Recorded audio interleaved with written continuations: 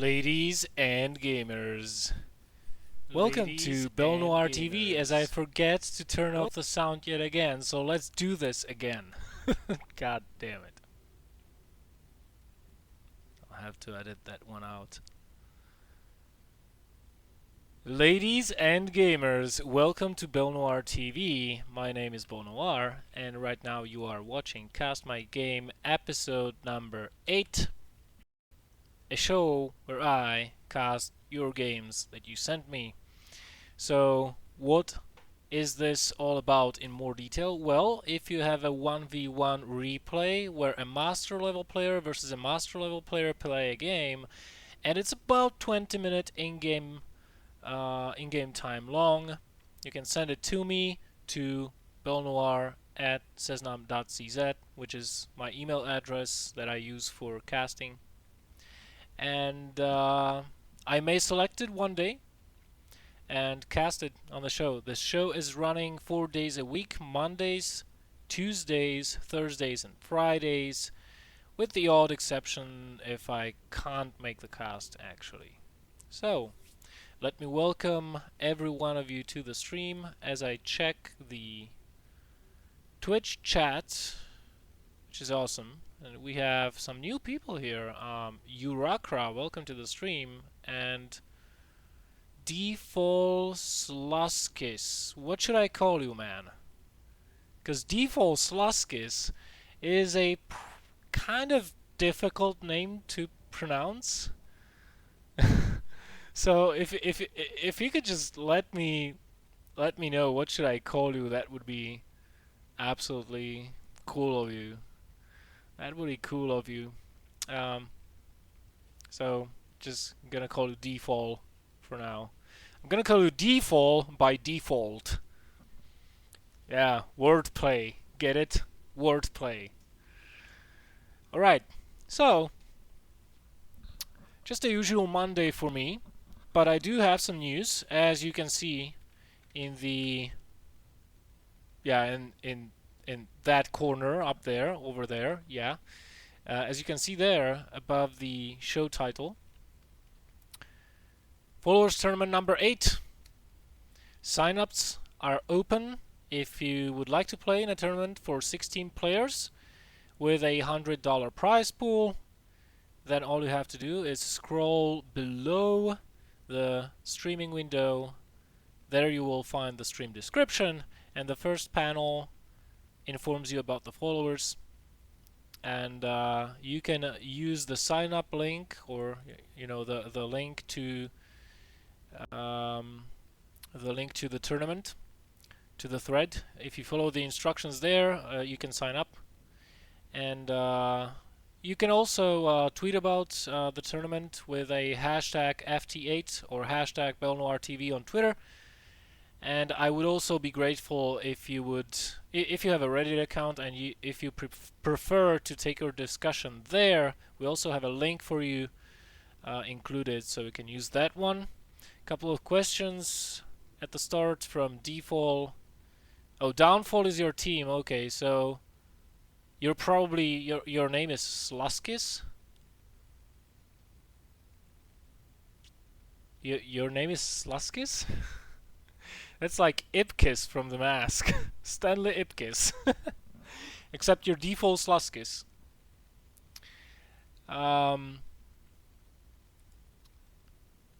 You sent an email to me. The tournament is not full yet. I will be verifying the first subscriptions or applications that came in today after this cast, and I will be sending out replies to everybody who sent a valid application. Sometimes people are being jerks and they just follow the Twitch channel, send the application, and then unfollow. Well, tough luck, because I have a script written for me that can check my Twitch followers real time. So that's not working. Of course, if anybody does this, then him being a jerk, I will not allow him entry into the tournament, because I only want nice and good and mannered people in the tournament to avoid any unpleasantness. So Yeah, if you follow the Twitter, that's fine as well. So, okay, if no one has any further questions, I will just tweet that we are actually live.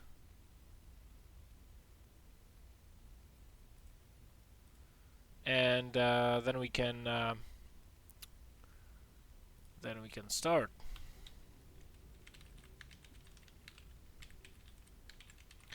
So, as I said, you can spread the word, let the people know, spread the link, hashtag on Twitter, whatever you want to do. Everything is much appreciated, of course, because it kind of makes me feel wanted, kind of makes me feel that my work is worthwhile and is appreciated.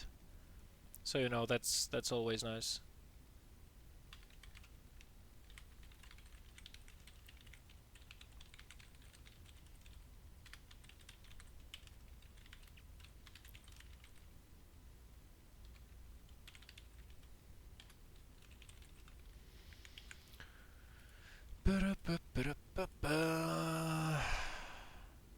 Posting about the stuff, posting about the stuff, the stuff, the stuff. There we go. And we should be ready. Sorry if I blew your eardrums right now. Kind of happens sometimes. Alright, the first replay we are going to be watching today is gonna be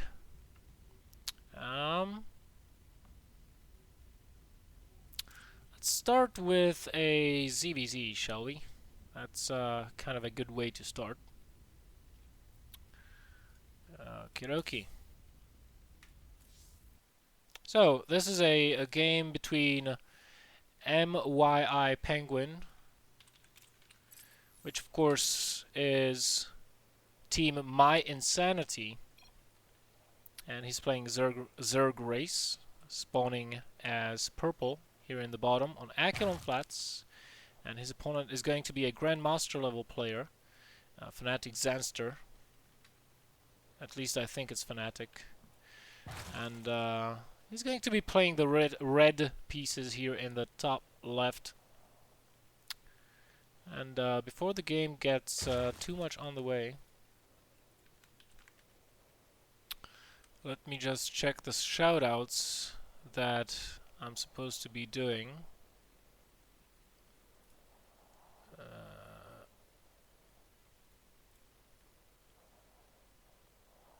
Okay, Penguin's social media. So, if you like Penguin's play, which by the way is really aggressive, and I like it very much,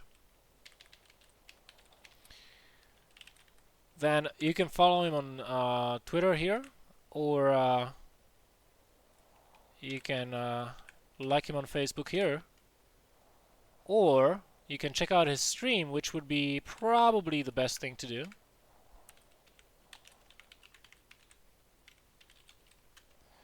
And again, I just repeat that he's on Team My Insanity.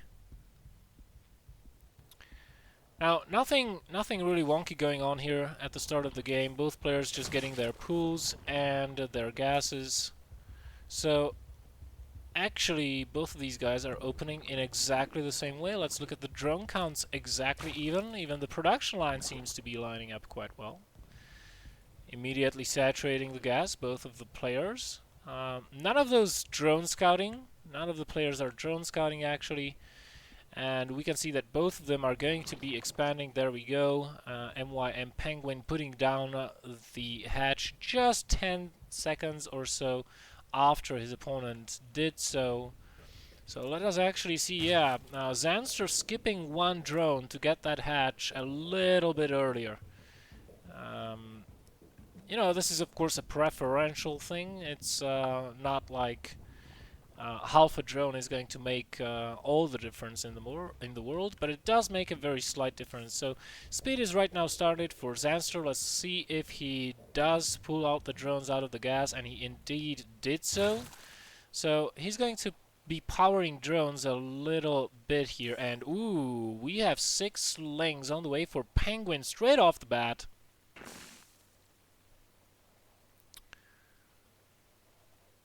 And yeah, so these may be defensive Zerglings, but it also gives him a lot of aggressive options. Now, let us see after this Overlord finishes and the hatch finishes. Let's see what's going to end up popping into the production tab. I'm really interested to know. Meanwhile, we have 2 queens for Zanster and 14 lings. Well, Penguin is going to be very, very, very aggressive here, and both players looks like resumed mining gases. Baneling Nest on the way already for Zanster. Probably a defensive one considering he's just powering drones at the moment.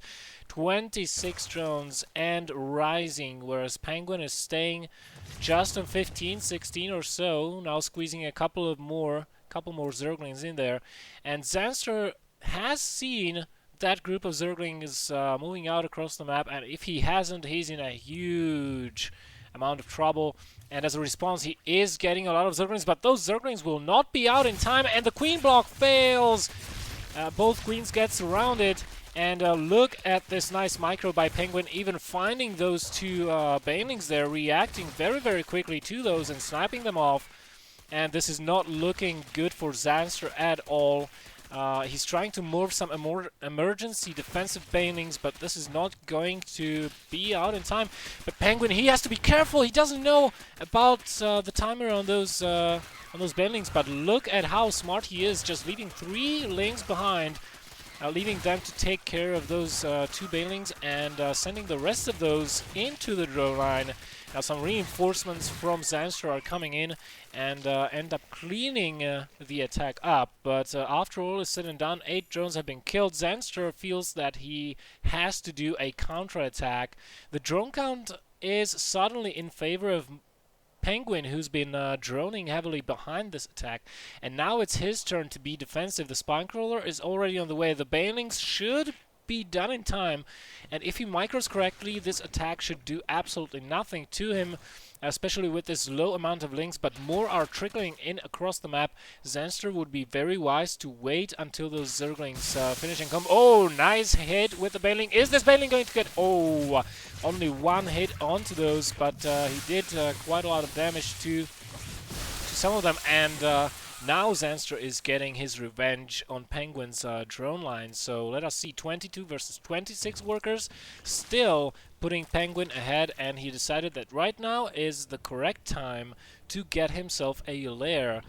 And, you know, it's 8 minutes 20 seconds. Zanster is hugely behind on his lair timing. If Penguin defends correctly right now, he is going to have a huge Mutalisk lead later on in the game, and that will, well, let me just say, that does not bode well at all for Zanster. Sending just 1 ling up to try to scout, and he does see that there's a Spinecrawler and 2 banelings, so he's going to morph some banelings of his own. The lair is getting very, very close to being done. And if he can do some more damage with this, it would be absolutely awesome. Sending 2 banelings up front, but one of them getting killed by a Spinecrawler, second getting killed by a Spinecrawler, but the lings do make it into the main base and will kill themselves some more drones. And actually, as you can see, Penguin is trying to target fire those drones down as much as he can, trying to avoid the enemy defending Zergling claws. And, well, with these 2 banelings, I think this attack is probably over. Penguin is trying to micro his lings away from the banelings. It's very tense right now. He cannot lose these lings. And there goes the explosion. Baneling per baneling traded. And as this attack is cleaned up, a nice focus firing there from Zanster, taking care of that baneling. So we do have his lair on the way finally, but the hive is 60 seconds done and has only 40 seconds to go until completion. And Zanster's lair just now started. It's still going to be about a minute before it finishes.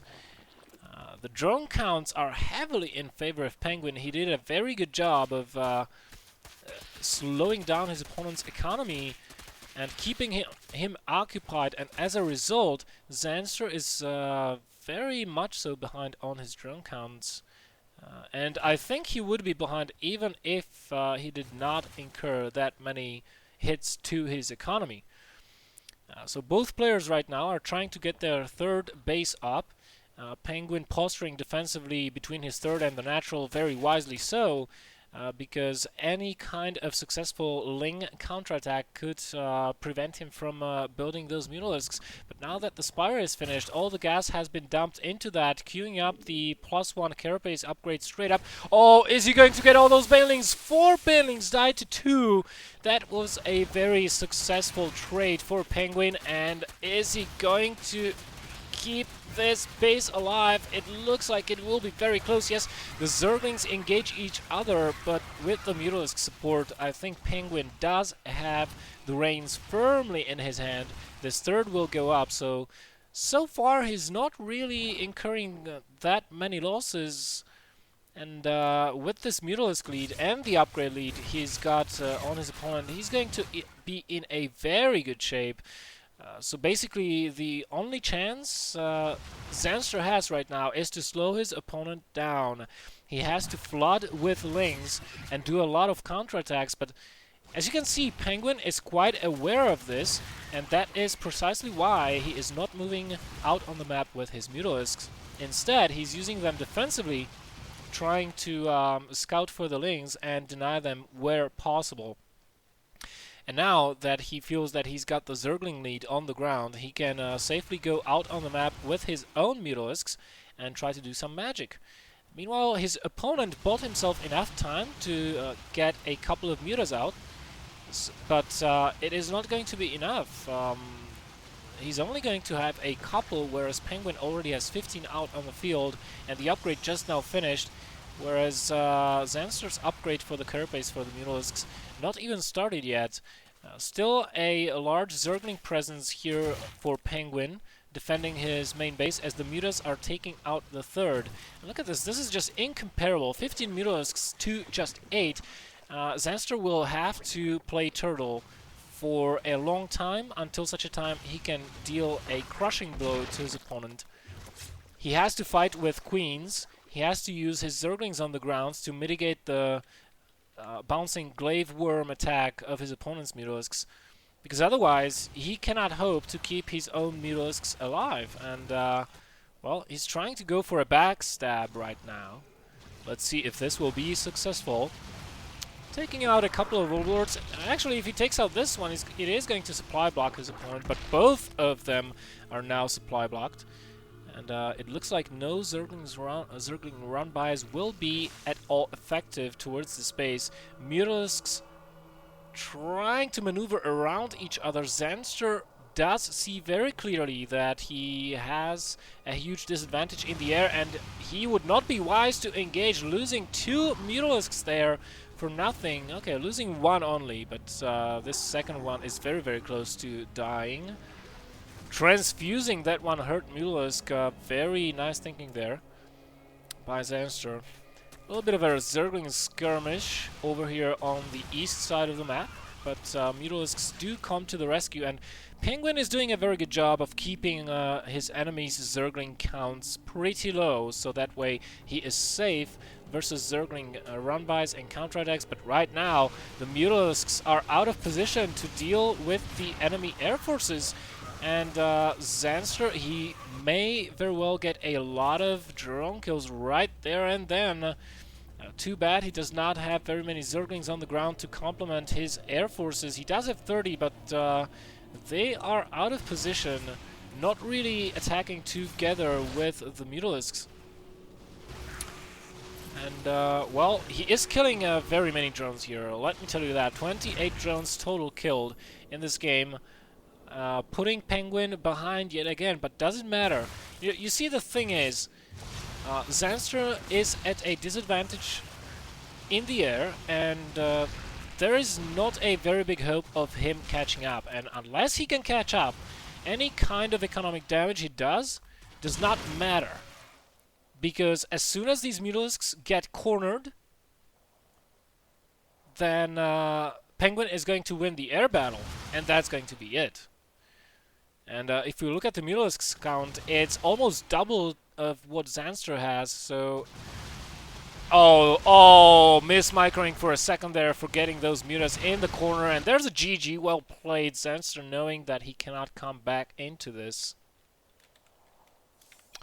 I hope I switched the overlay, by the way. I really hope I did. So if I didn't, let me know.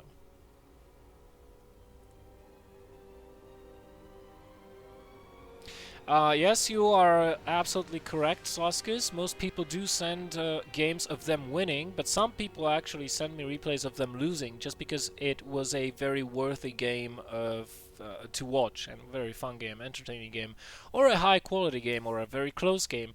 Some people actually are not as egotistical as the rest of them, which is nice. Alrighty, so let's go into the second game, which is going to be a very, very funny PvT.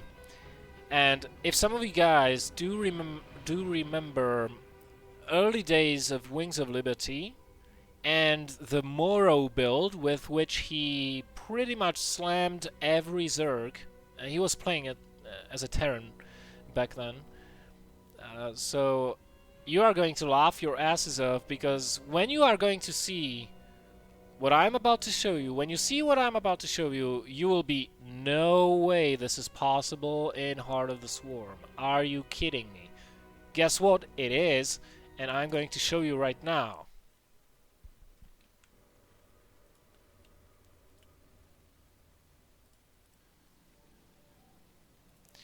Now, a little bit of background info before we begin this game. These two guys, Nebula and Kiwi, they have been playing versus each other since 2010, so they know their play styles quite well, and are very good friends. So, even though this game is going to go crazy in a moment here, there will be no hard feelings between the two of them. So, in the top, we do have the blue Terran, Kiwi. And his opponent is going to be the red Protoss, Nebula. And we can already see a little bit of a chat going on between these two guys. Probably this is from a practice session, and this is... I don't know which game in order they have played. And yeah, I'm not going to spoil anything. Just wait and see what is going to happen. So we do have the barracks going down, and the gateway going down as well. And we have a very, very early gas here on 11 supply, no less. So my guess is either a very, very, very fast factory, or a straight up Reaper first opening. Either of which, of course, is totally viable. Meanwhile, everything is completely normal in Camp Kiwi. He's not opening up with anything out of the ordinary, such as double gas openings, nothing of the sort. And, ooh, we have a second Rex about to go down for Kiwi, as he is getting that first Reaper, so this is already a little bit peculiar. You don't often see a double Rex transition off of one Rex Reaper opening. That is a little bit weird. So I'm really wondering where this will be headed towards. In Camp Nebula, in the meantime, we don't see a second gas being taken. We do have a Zealot on the way. And that means our Protoss hero is most probably thinking of expanding now. The only question is, will he expand before he gets the Mothership Core and the Stalker, or after? And it looks like he decided to expand after getting some sort of a ranged unit. And wait, what the... How many Reapers do we... Okay, so this can be sort of like getting 3 Reapers and putting a lot of hurt and a lot of pressure on your opponent and then just transitioning into something else. Wait, okay, no. We already have 2 Reapers out on the field and 2 more in production. Is he going to just continue producing Reapers? Oh my god, he is! Okay, so this is not a 5 Rex Reaper, which is what I thought it will be. It's just a 2 Rex Reaper, but he just keeps pumping Reapers out of those Rexes. This is absolutely crazy. Meanwhile, Nebula is expanding. Is he getting that Mothership Core finally? No, he is not, and he's transitioning into a Robo Bay. Oh, this is going to end up being really, really bad for Nebula. He has to get a lot of Stalkers out, and very quickly at that. We already have 4 Reapers approaching his main base, and 4 Reapers, you know, they will 2-shot probes, and if they are joined by 2 more, they will 1-shot probes. Oh my goodness, so many probes will go down. 3 already have been killed, and we only have 1 Stalker out. The probes have to be pulled. This is a lot of lost mining time. 2 Stalkers out, and he has to micro this very, very, very well. Trying to send the trying to attack his own gateway with probes? Are you serious, bro? But those Reapers still staying alive. Okay, now 1 goes down. But if he micros this correctly, he will be able to keep those Reapers alive for a very, very, very long time. Meanwhile, he's getting an expansion off of this, taking a second gas, and those Reapers are still active out on the map. I'm really surprised there is no Mothership Core, and has not been a Mothership Core until this point. He's just getting Stalkers. You know, a Mothership Core, it's very advantageous in this situation because Reapers can't hit it. Oh, nice target firing there on the Stalker, getting rid of all the ranged units here of the Protoss. Another Stalker goes down, very sloppy micro by Nebula, as Kiwi is getting the most out of this. Of course, with the Reaper speed, you can't really micro versus them, but you can mitigate the damage enough so that you can kill at least some of them, or just minimize the losses you're taking. Let's look at the harvester counts. It's 22 probes versus 24 SCVs, but remember, the Terran does have double orbital op, so he will be able to have quite a lot of minerals and very high mineral intake. Meanwhile, he's getting 3 additional Raxes. I wonder if add-ons are going to go down on these ones. Yes, they are. Okay, so right now we do have enough Stalkers to defend, finally. And the Reapers will not be able to do all that much here from here on out. But I really think Terran is in a really good position. Basically, this kind of opening, taking advantage of the complete lack of scouting by Kiwi. I mean, he did not even scout if there is a block on the ramp. He didn't scout the gases. He didn't scout the expansion timing. Nothing. He just went with his build, which is really greedy. But if you're doing this, you want to be getting that Mothership Core so that you can scout and use it kind of like the Overlords are used in ZVT. And you will get into your opponent's base eventually, and you can scout any approaching units en route to your base as well. As it is, look at this. Terran in a completely fine shape. We already have concussive shells being researched. I imagine Stim will follow very, very shortly. And Marauder production has been started. This is actually really smart by our Terran player, because he's like, okay, I'm going to make a lot of Reapers, which will force you to make a lot of Stalkers, and then I'm going to switch into pure Marauder, or Marauder-heavy composition, so that I kill you more easily. Now let's see if the Protoss has decided to scout. No, still not scouting, which, just to be completely frank, you don't want to not ever scout your opponent, because then stuff like this happens. Still no Stim on the way. This is really weird, because he does have very many tech labs, and could have definitely afforded it. Meanwhile, these Reapers are coming back for another round of harassment maybe. Stalkers assuming a very defensive position here on the ramp, so that way they can catch any Reapers here and try to shoo them away. Because these two are the only entrance points into his main base the Reaper can go through. The problem is we have a sizable force of Marine Marauder here on their way to attack. But this Immortal, this is going to be the hero of the day. Luckily for Nebula, there is still no stim for these units, and with a little bit of focus firing and pullback micro, he will be able to clean this up, no problem at all. He will lose a lot of Stalkers because of that, though, because there are no Zealots with this composition to force the Marauders to kite, and he has lost 3 or 4 Stalkers in that engagement. But now, with 2 Immortals out on the field, he should be able to defend versus any kind of Marauder pressure as long as he adds Zealots and Sentries. And this is exactly what he's doing right now. So good move by him. The infrastructure for the Terran player, though, is looking just marvelous. We have double NG base coming down. There is... oh, are you kidding me? There is still no scouting by the Protoss player. And Kiwi is getting a foothold in this game. A very firm grip. He's dictating the pace at which this game will be played. He's already getting a 3rd base, which Nebula has absolutely no idea about. He's positioning his units as if he's trying to attack, but there are no proxy pylons out on the map yet.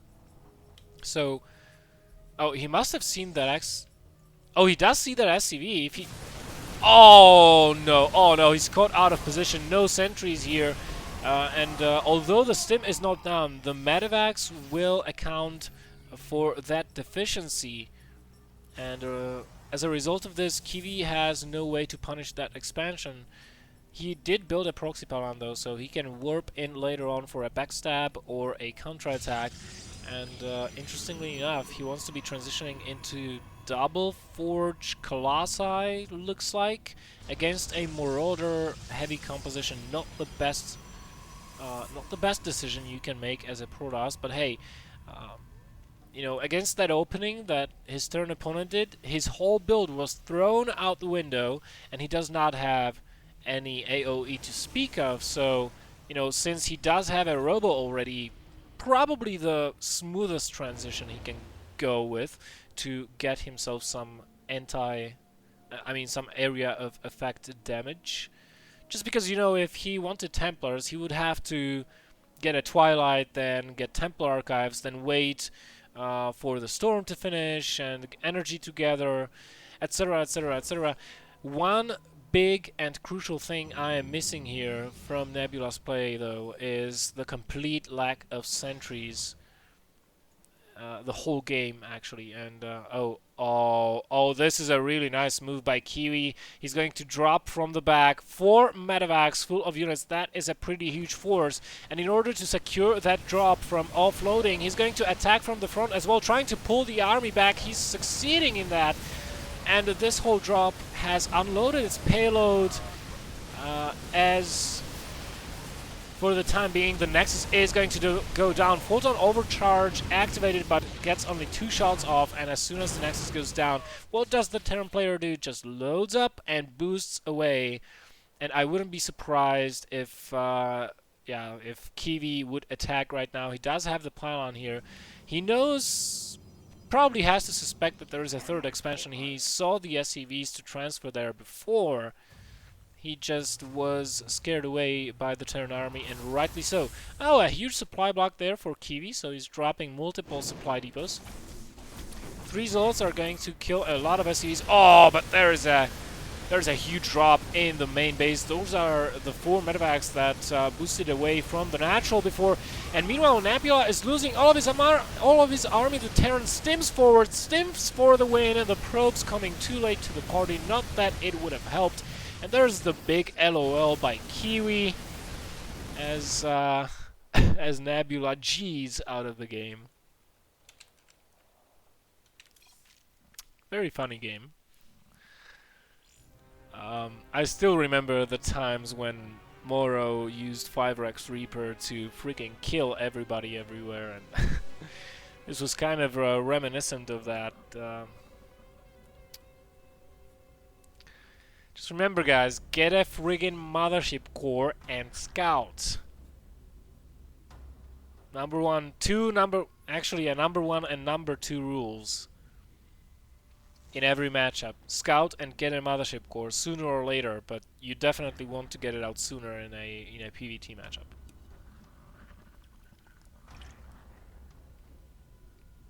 So,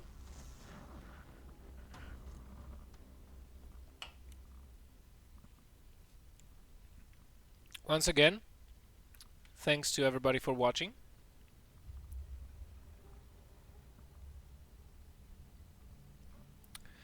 And let me just repeat that the sign-ups for the Followers Tournament number 8 are open as of now. If you want to play in a 16-player tournament with a $100 prize pool by fans for the fans, scroll down below the stream window and the first panel in the Twitch TV description.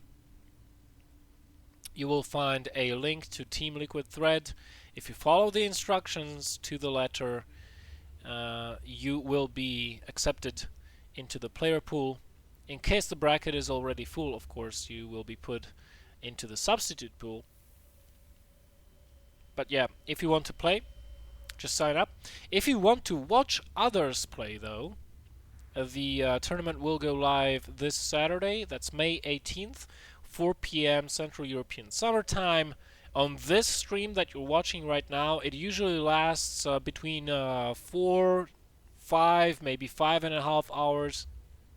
And it's a lot of fun. It's a lot of fun.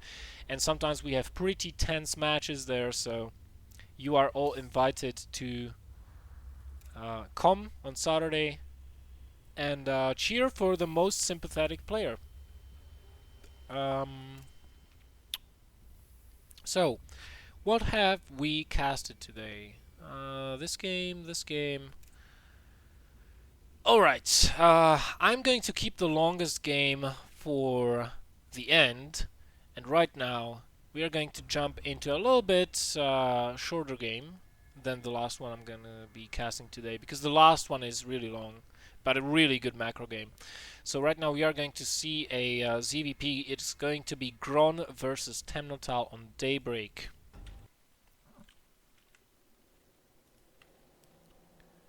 Of course, Temnotal, member of I think We Wanna Win clan. They want to win, so it's We Wanna Win clan, or W3C for short. His opponent, the Orange Zerg Gron, is going to be spawning here in the top right on Daybreak, and Temnotal, the Blue Protoss, spawning here in the bottom left. Now this is a game taken from the WCS qualifiers, in which Temnotal has gone as far as the round of 32. It were the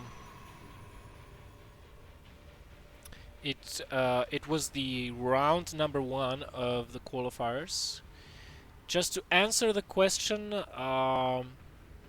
Sluskis is asking, I skimmed through the submitted replays really fast, not to see if the games are particularly good, because I mean, if they are really good, I notice straight up, but I'm sort of like looking how the matchup plays out in general, if it is interesting to cast. If it's a solid play but very boring, I don't generally like to cast those games, because you know, you have thousands upon thousands of such games out. Oh, wait a minute, is he actually going to get this drone? No, but very nice micro there from Temnotal, saving the probe. I usually lose my probe when I try this, especially when my opponent hides the damaged drone in the middle of the mineral line. I am too slow to react and pull my probe out of there. So Temnotal, seeing that the pool is going down, he tries to delay the hatchery and is very successful in doing so, and that gives him a little bit of a lead on the Nexus, which of course is the only reason you would try to do such a thing. So he's going to pull back his probie, while he's getting his forge. We'll see a second pylon here. There we go. And the gateway in a moment, followed by a cannon and double gas in his main base. That is the most common opening you can ever see in a PvZ matchup. Oh, this drone actually coming back and taking the enemy watchtower. Just wants to point your attention to this little setup TemnoTal has here. Almost perfect placement of the buildings, because in case there is some sort of a bust occurring here, this forge with the nexus, the pylon and the cannon forms a complete wall-off. So nothing gets passed through here unless one of these buildings is killed. Which means that all the units have to go around here, around the nexus. And also, if you place a force field like right here, you can protect the cannon a lot. So TemnoTal just going to rescout the third base. Sees it's there. Tries to maybe fake a cannon rush or sneak the probe by to maybe get a sneak peek here at the natural, or maybe even check the gases in the main. Not gonna happen. Grunt too good for that, chasing away the probe with the Zerglings. We do already, of course, have double gas. No Zods being produced for TemnoTal, so he's probably saving the minerals for the mothership core, or maybe even something else. We shall have to wait until the cybernetics core is finished to see what exactly is it that TemnoTal has planned. On the other side of things, Grunt should be taking his 2 or 3 gases very, very shortly here, because his third base is done. And so far, no tech choices for TemnoTal. Interesting pylon placement right here at the top of the ramp. Of course, this allows you to wall this off completely in case your natural is breached. And TemnoTal does not have any intel on his opponent, so it just looks to me that he's making precautions, getting the robo facility. So, you know, off of this, you can either play very greedy by taking a fast third base, or you can go for some sort of robo-based immortal pressure. Let's see what TemnoTal ends up deciding to do. His opponent is getting a defensive Roach Warren, very early Roach Warren, even for a defensive one, I have to say. Usually you see Zergs getting this Roach Warren at about 7 minutes, 7 minute 30. But not going to happen this time. One Overlord goes down, second Overlord goes down, but Gron already has seen that there's a robo facility. He did not see what is being built out of the robo facility though. So that is good for TemnoTal here.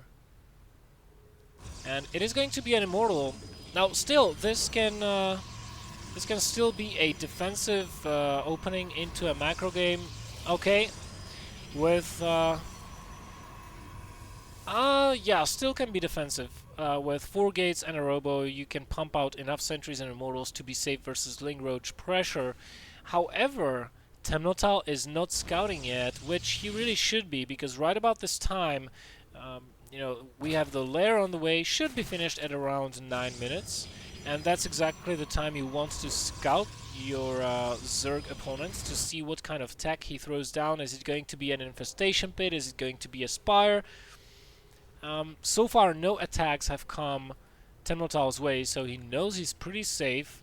He knows it's not an all-in, it's not something like a Ling Baneling or Bane Roach or any of the sort, or any combination of layer tech units. His +1 does finish, and he did add on 3 more gates before trying to take the expansion. Now Gron does see that there's a probe there. He doesn't have an Overlord in position to see if there's an expansion, so he probably will go ahead and check that. Or should. TemnoTal not moving out either, so he's playing a little bit defensively. Does have the mothership core, and it is going to have 100 energy in a while here, which, you know, if you want to push out, this is the prime time to do it. Meanwhile, the Zerg is producing quite a lot of Zerglings, wanting to put a lot of pressure onto that third expansion as he loses vision of the central watchtower. And Gron, he's getting a macro hatch here. He does have Hydras, so the transition is already in place. Very nice force fields here by Tennotal, saving his army. And Gron is not being as aggressive as I expected him to be. But right now, as he does confirm that there is indeed a third base there, he probably will go ahead and start attacking that now. It is all going to come down to the force fields, which are late, and not enough of them as the sentries are all out of energy. The Zealots had to come to the rescue.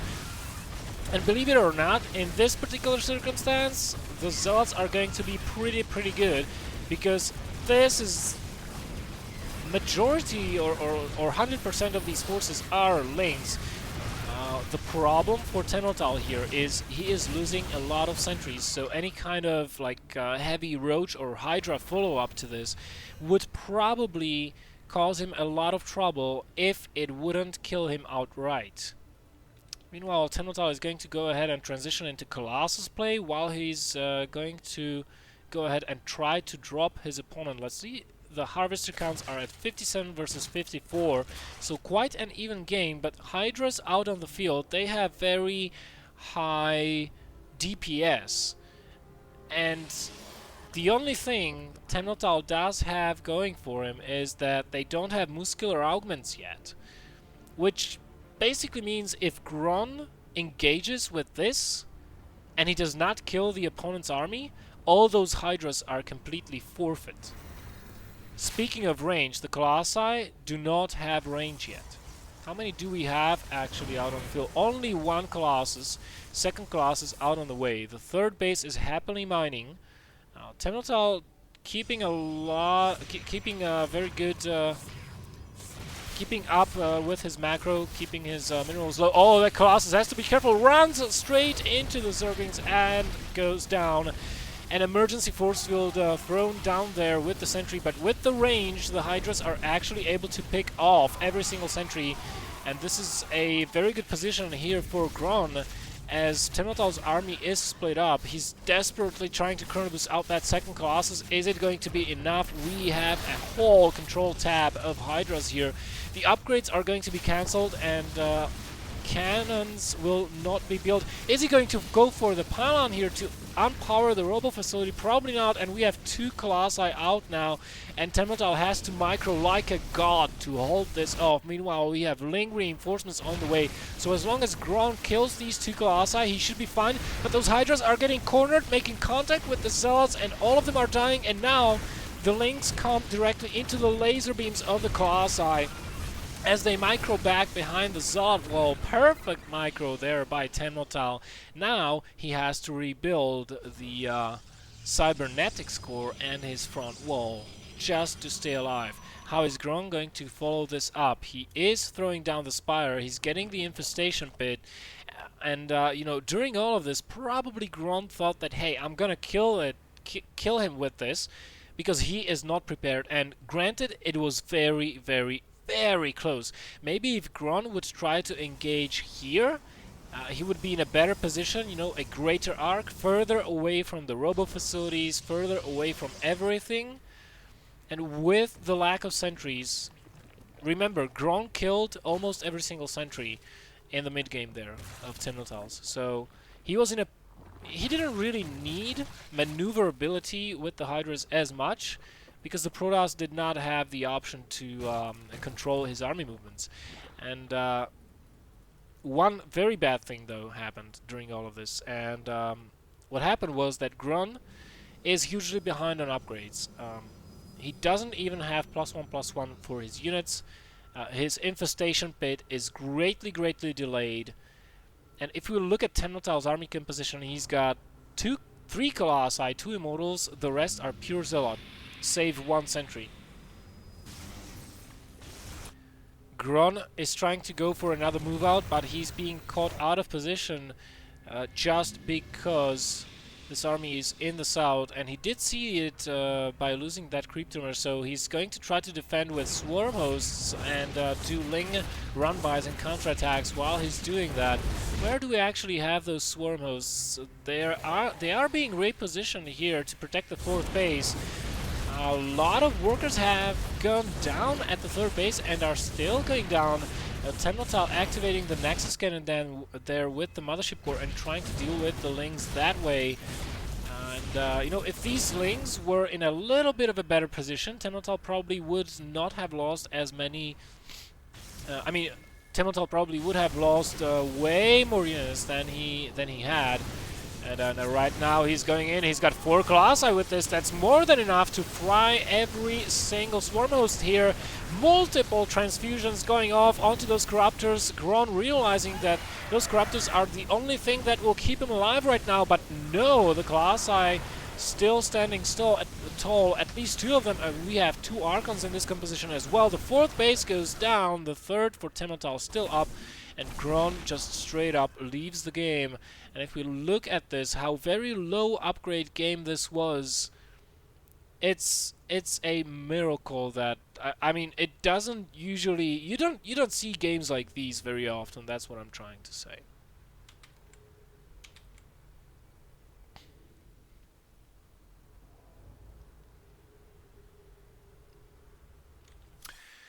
Just to answer a couple of questions from the chat. Estman, I'm sorry, I cannot go blindly into those games, mainly for the reason that I might give you sucky games, and no one would watch those. Trust me, because sometimes, or like half the times, even if the 2 guys are masters, they're playing really badly, especially if they're like, you know, lower masters from America or Southeast Asia. So, you know, having masters playing the games is not a guarantee of good games. That's what I'm trying to say. So I just speed through those games just to make sure that no one is trolling me with extremely bad games or with troll games or, you know, just empty replays. It's basically just a precaution I do. I'm not faking the enthusiasm, because I don't remember all the details of the game. Like, if you watch a game at ×8 speed without pausing, and if you watch 20 of those replays and you have to pick 4, the 4 best ones, you can't have a chance of remembering any single game, especially not with my very, very weak memory. I'm always excited about games. Even if I watch the same game like 5th time, I'm always excited because it is exciting for me, the thing that is happening on the screen. I think you would probably know if I am faking. And yes, going Swarm Hosts versus 4 Colossi is not a good idea.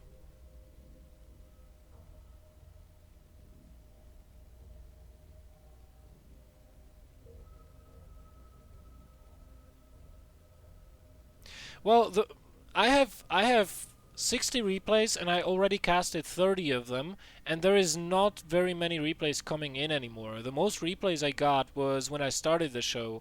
I received like 40 replays, and then people stopped submitting because, you know, people forget very, very quickly, so I don't know. Maybe I should make another Reddit post to kind of spark the interest. Because it has died out a little bit.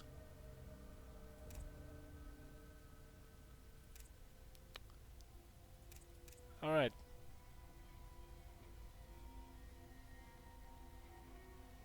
Well, you know, most sites have like rules against advertising.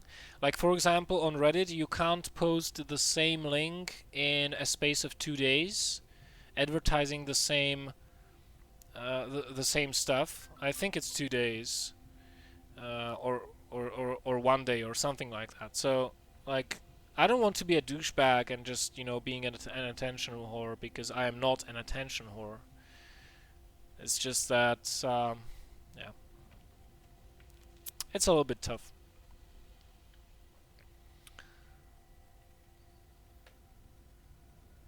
You don't have to play weird strategies, just have an awesome game and send it to me. It doesn't have to be weird or awesome or quirky. Just, if it's a good game, just send it to me. I mean, in the end, I'm gonna do the selection, so you never know. And by the way, I have a high, I have a huge lag, not lag, but huge lack of Terran replays. Like, I'm almost out of Terran replays. Any matchup, TVT, TVZ, TVP, I almost have 0 of them. It's really weird because there's a lot of Terrans in Heart of the Swarm, but no one is sending me replays, so I don't know. Alright, let's go into the 4th game.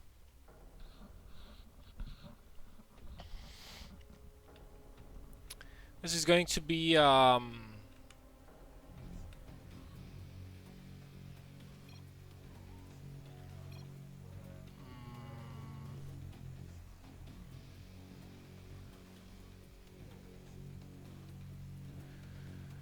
okay. This is going to be a TVT. Okay, overlay switched. And it is going to be between Box, the red Terran on Whirlwind here in the top right, and his opponent Wolf the Wolf. What the? Really? Welf the Wolf? Just gonna call him Wolf. Or Welf. Whatever. He's the blue Terran in the bottom right here. So, you know, mirror matchups, TVTs, they are very, very interesting most of the time. And that's mostly because it's a mirror matchup. You know, in Wings of Liberty it was not as interesting, but in Heart of the Swarm, most of the mirror matchups, except ZVZ maybe, are very, very, very, very interesting at the moment.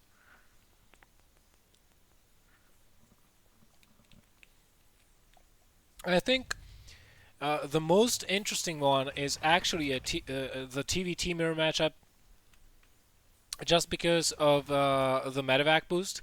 The games are way more action-packed, there's a lot more dropping going on, and well, maybe not necessarily more dropping than in Wings of Liberty, but definitely it's happening faster. And with the addition of Hellbats and both players' ability to kill enemy workers faster in a shorter amount of time, that's really, really exciting to watch, and both the players have to be on their toes the majority of the game.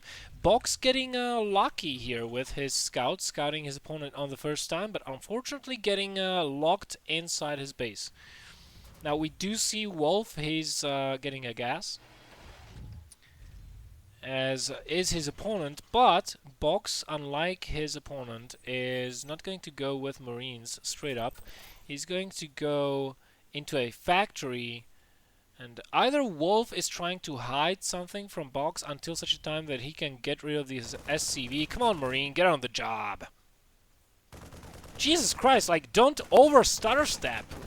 What's wrong with just A-moving? Christ! People being way too fancy sometimes, and then just it ends up hurting them. And looks like Box is trying to go for... is this really going to be Banshee opening? Are we going to have a factory somewhere? I mean, armory. No. We're gonna have a starport. So... oh yeah, definitely a Banshee opening. Versus, well, Wolf, he is expanding behind this, of course, of just one Rax. This SCV will see absolutely nothing, which forces Wolf to scan, and he sees what he will be up against. So I would not be surprised at all if he threw down a missile turret right here, or maybe like here or here. Well, actually, he built buildings there, so he can't throw a missile turret there. And of course, somewhere here, just for detection, and keep a couple of Marines around here and here, or maybe here, just to defend versus cloaked Banshees, because he knows it is coming. He did see the factory building the tech lab. He did see the starport. So, and no expansions. He saw no expansions, so he's reading this, or should be reading this, correctly. Where are those missile turrets, bro? There we go. Are you going to build one at the natural as well, or are you going to rely on your scanning ability? Probably just gonna rely on the scanning ability as I see it. Right, so harvester counts are approximately even. Now, this delays the expansion for Boggs by quite a lot, so what has to happen here for him in order to not fall behind in the game is actually this Banshee has to get 4 or 6 kills on the SCVs, because he most probably will go ahead and build... Oh, this is a nice move, getting a Widow Mine there. So he will probably go ahead and build an expansion now, but the thing is that Wolf already does have his expansion up. He's double producing SCVs, and his SCV count will start rising very, very quickly here. So far, this Banshee only got 1 kill. So that is not a very... Oh, stim finishes! He stims in trying to catch the Banshee, but no energy on the orbital commands for... Oh, he does have one now. He should... Why is he not scanning? Oh my god! Maybe he tries to lure the Banshee. There we go! Luring it into more Marines and then scanning. Nice move there by Wolf, getting rid of that Banshee. Oh, we have a second one on the way. And I can't believe this. He's getting a third one. So far, this is not paying off for him in the slightest. And he is falling behind on workers a little bit. That was really close for him. He almost lost that Banshee as well. He has to keep those 2 additional Banshees alive at all costs. If he loses those, then this investment and this whole opening actually made no sense and was not cost efficient for him at all. But another Banshee, I think, has gone down right here. And this third one, do we have for a scan? One more energy. Oh, but the Banshee runs out of energy before Wolf has to use his own from the orbital to scan. Anyways, 4th Banshee! Are you kidding me? Really? No, this must be the 3rd one. Probably was an SCV dying here before. Just didn't see it. So how many kills this Banshee will get? Meanwhile, we see that Box is getting additional barracks up. He's getting his expansions. He does have siege tanks already out. This Banshee has gotten herself 2 kills before it goes down, and we see that the resources lost are actually pretty even, but the workers lost is only 8. Now, if you compare the cost of 3 Banshees versus 8 SCVs killed, that is not worth it at all. Wolf getting a second engineering bay. What are his upgrades? He's already on 1-1, and there are no infantry upgrades here for Boggs. So he does have the tank lead, though, because he did have the factory up a little bit sooner than his opponent.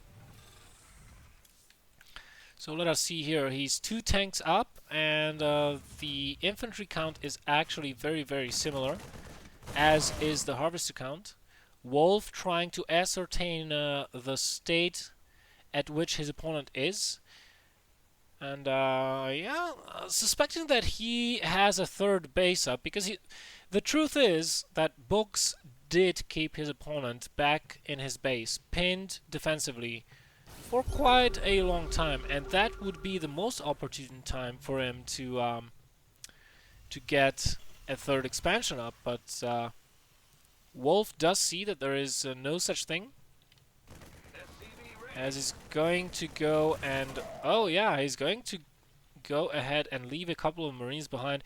Very nice move by him. He originally only took 1 Marine there, but when he saw that his opponent does have a Marine of his own as well, he did take another one just to be sure that the first one doesn't die needlessly. And this Marine is actually positioned perfectly so that it is out of the range of the watchtower. Additional supply depots required. So that's good. He's getting a 3rd base of his own as well, and these Marines probably are just going to keep an eye out for this ramp, detecting any units that might end up moving there. I really like how very active Wolf is out on the map with these Marines. And he does have the advantage. He's already getting +2/+2 upgrades, and his opponent is very far behind. He's actually behind by 1 upgrade. And that's huge. His units are positioned very well here. He's actively blocking the 3rd base. He's blocking the 2nd attack path by which Box could sneak past into his base. Of course, Box is trying to keep an eye out for Wolf's expansion as well. And Wolf is trying to go for a drop here, but this will not work at all. Not against 2 Vikings and a missile turret here. Despite the boosters, both medevacs get shot down, and that's a huge loss for Wolf here. Look at this, 2,000 resources lost versus 1,150. The harvester counts are neck and neck for both players, but 3rd base for Wolf is up. And Box still did not manage to get his up. He is still in the tank lead, though. And he is getting ahead in the infantry as well. So this is going to be tough for Wolf. If Box sieges up his tanks in a really good position here and then just tries to move up, and that's exactly what he's going to do. Wolf is going to be in a lot of trouble if he cannot defend this, but it looks like he is getting the better angle here, infantry versus infantry, and that leaves only the tanks. That was a close call for Wolf, and I really do think that if both of these players were on even upgrades, which they weren't, the fight would have ended up entirely differently. Do remember, guys, that Wolf, he is on 2-2 and was on 2-2 during that battle, and Box only has 1-1 on his infantry. So, you know, by having a concave here and not being shelled at by the tanks, it was just infantry versus infantry. He was able to kill the Marines of his opponent, and then the tanks are really, really vulnerable, and you can just bomb rush them and kill them. So right now, Wolf probably thinks that this is the best time to expand again and do a counterattack of his own. He does know that the 3rd base is up. Those Marines here did get a couple of shots off. Nice usage of the sensor towers, even though I would have preferred the sensor tower to be somewhere here so that it can catch medevacs going even as far as the edge of the map. And Box has to know that he can't take an engagement versus Wolf out in the open, definitely not without sufficient tank support, just because of how behind on the upgrades he is. He's trying to get a 4th command center as well, trying to expand. He did not scan anywhere, so he does not know, but he has to suspect that a 4th base will be coming up very, very shortly here for the Wolf. Wolf just trying to ascertain the position of enemy units. He does know that there is some army here, because he did get shelled on by the tanks before. And there he finds it. He knows there is an army, and he knows the tanks are sieged up, so he's trying to reposition. Oh, a nice fake out by Wolf. Will he actually take advantage of this? No, because Box scans again. He knows where the enemy army is. And he's getting a drop on the way as well. So the game is slowing down a little bit here. Box really entrenched hard, really turtling up like the good Terran that he is. And he's probably going to try to drag the game out until he is 3-3, because his opponent, guess what, already is. So probably he's gonna drag the game out until the upgrades are even, and then he will take a decisive fight. But hold our horses. We have an attack here at the 3rd base. There are only 2 tanks defending this. And at the same time, we did have an attempted drop at this planetary. Did not go so well. But this army of Box, it can get backstabbed from the back or bulldogged, not with this many Marines protecting the tanks, but as soon as those Marines are gone, I wouldn't be surprised if we saw a bulldog maneuver here, because Wolf, he is poised to do that. Meanwhile, this drop is going to go ahead and head into the main base. of the Wolf. Has to be careful not to lose the medevac here because of the turret, but does manage to keep it alive. This position here for Box is very, very good. He does take out the third base as he is assaulting the main base as well. And here we have the Bulldog maneuver. This is a term that was coined way back when in the Brood War era. This is what you did with Zealots. And what this does is it basically makes the tanks kill themselves off with the help of your Marines. Now Wolf, he probably will not end up defending this. Well, he does. I'm really surprised that he did as well in that battle as we just saw. I really thought that with all those medevacs, Box is going to have a little bit of an upper hand in that fight. Now, during all of this, Box was able to secure a fourth base finally for himself while taking out the third. And this fourth base has not been mined from very much. So all in all, a very good trade for Box. He is in a very good position. He just killed off the majority of his opponent's army. He did some damage to the main base. And he killed off a third. He knows there is no fifth on the way anywhere. He does have map control there, sort of. And he does have the army advantage. He does have more production facilities. He does have the tank advantage still. 10-7, 69 Marines versus 49. The only thing he's lacking is the upgrade, because for some reason he kind of forgot to queue up the armor upgrade, and is getting close to another engagement here, guys. Wolf Siege is up first, trying to draw the enemy Marines into his own siege tank fire. Box taking two salvos from there, has to pull back. Wouldn't be surprised if he loaded those medevacs and tried to drop third base. Part of his tanks caught out in the open, out-sieged, getting a flank on Wolf's army. Very good maneuver here. Is Wolf going to be able to hold? The tanks are still alive. It is going to be very close, and by a number of 6 Marines, Wolf does hold and drives this army back. I cannot believe this guy is still alive. So we're back to 4 bases versus 4 bases. The upgrades are still in the favor of Wolf. CR Box probably not realizing that he kind of forgot to queue up his armor upgrade when he did continue on to +3 with the attack upgrade. And well, Wolf just investing heavily into his upgrades. He's really keeping an eye on those armories and engineering base. So right now, you know, Wolf, he's down in food. He's down in army. He's down in harvesters. Box is getting a 5th base. Wolf would probably like to do the same. And these medevacs were spotted. Oh, that's not good news for Wolf.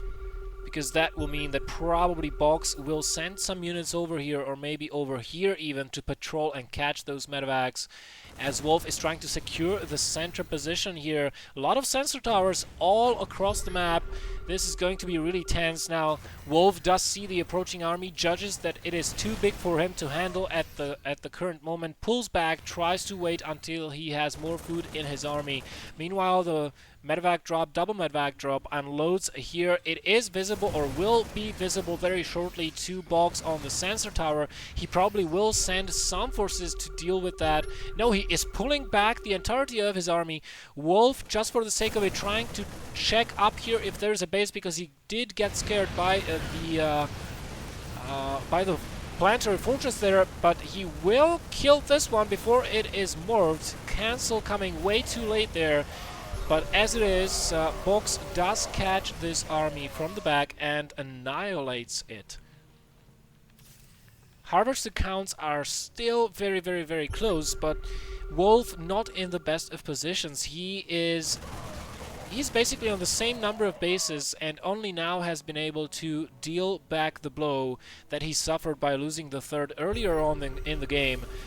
And his only chance is to get into a good position and get a good concave on his opponent, and he is doing just that. He catches his opponent's siege tanks unsieged, as his own siege tanks are There's an attempt to annihilate them and eliminate them, but not working out quite well. +2 attack on those siege tanks, too strong against only +2 armor on those marines. +3 not quite finished for Box.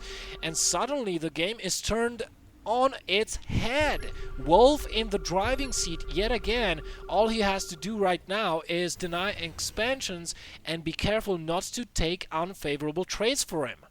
Which will mean, of course, that he will have to scan quite a lot.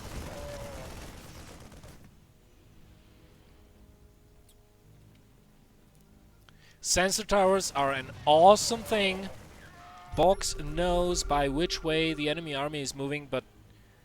Oh, okay, I guess if he moves up here, he can take this out if he spreads correctly. Another cancel on the planetary, forcing his opponent to lift that off. But his army, his defending army, is in pursuit. If there would be a second attack from here to this position right now, I wouldn't at all be surprised. But oh, Wolf has to really be careful right now. He cannot overextend with his army. And, well, he's trying to look for another base up here, but this army, it's effectively trapped right now. And he's even scanning to see if Box still has his units down there. And he does. He's not letting this army get away. This could be his ticket back into the game. And if we look at the supplies, suddenly Box is down with his bank. He doesn't have any bank to speak of. Wolf is maxed out, which means he is gathering bank as of this time.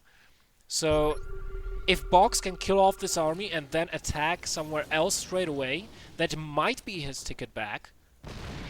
And oh my goodness, Wolf is just going to make a donation to the CR Box Survival Fund if he continues to play like this. He just donated 30 supply worth of units to him. That was not a wise move, and probably Box is going to attack straight away before the next production cycle hits the floor. We are even on upgrades, at least as far as the infantry goes. We don't have even upgrades on the mech. Wolf's tanks are ahead by upgrades, which is really what he needs, because he only has 3 of them compared to his opponent, but a huge concave forming around Box's remaining units here, taking everything out, and he's forced to GG out of the game. 1 siege too late, and it's game over.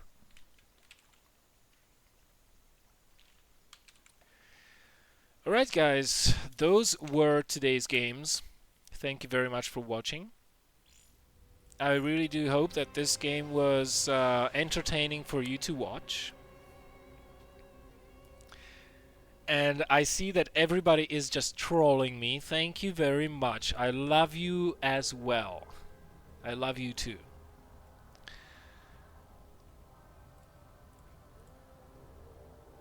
So those were 4 games for today. So let us recap. We have a tournament coming up this Saturday, May 18th. If you want to play, check the stream description below. There is a link to a Team Liquid thread you can check out. If you follow the instructions, you can apply. If you don't want to be playing and you want to see others playing, then by all means tune in to the stream on Saturday at 4 PM Central European Summer Time. You're going to have an awesome blast because the tournament usually is a lot of fun, and we have a lot of players that are coming back and playing again that have played in the previous seasons.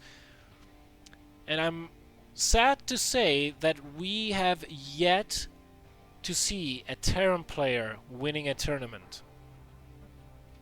We've had 2 Protoss winners, 5 Zerg players winning the tournament, and 0 Terrans. Wink wink, Terrans, go! Now's your chance. Other news, SCV Rush tournaments have been cancelled this week, so no Wednesday cast of Gold Platinum. And I'm still going to DSCL Finals. We'll be casting that with Maddles and Lurlian on the 1st of June, directly from Hague. So I will tweet and post about it so that you guys don't miss it. And For you archive viewers, if you are watching from YouTube, I love you as well as these guys that are tuning in live. Thanks once again for watching. Before I go, any questions?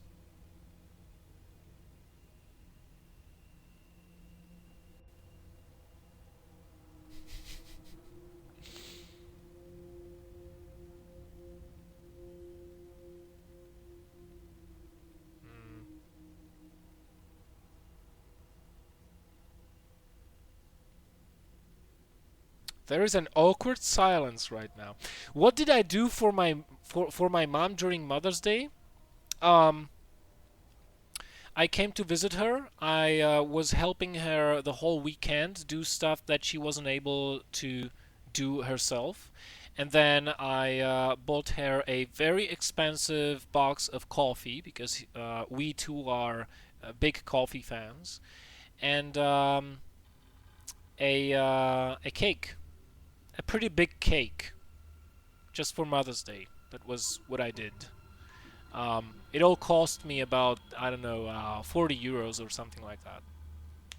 So, considering how very little money I have each month, this is about 10% of my monthly income.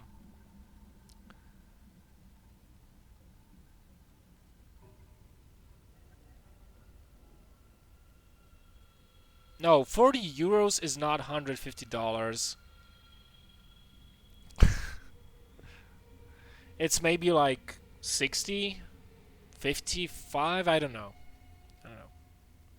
How many have signed up for the tournament so far? I don't know. I received a couple more emails during this cast, but so far, if I remember correctly, we had 12 plus 3 guaranteed seats from the previous finishers. That's 15, so not very many spots left. But I haven't checked those emails, so it can happen that some of them are not valid. Alright guys, I gotta go. So any further questions, please tweet at me or post on my Facebook or email me. If it's a short question, just please use Facebook or Twitter, because I prefer to use emails for the big stuff. If you have replays, all of you, anybody watching, if you have replays, Master versus Master, approximately 20 minutes long, and you want me to cast them, send them to BelleNOiR@cesnam.cz with the title Cast My Game. Please include a short description and indicate which of the two players is you.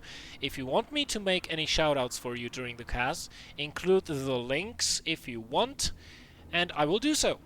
So that is going to be it for today. I'm going to see you guys tomorrow, Cast My Game episode number 9, and until then, stay safe, good luck, have fun, and remember, storm first and ask questions later.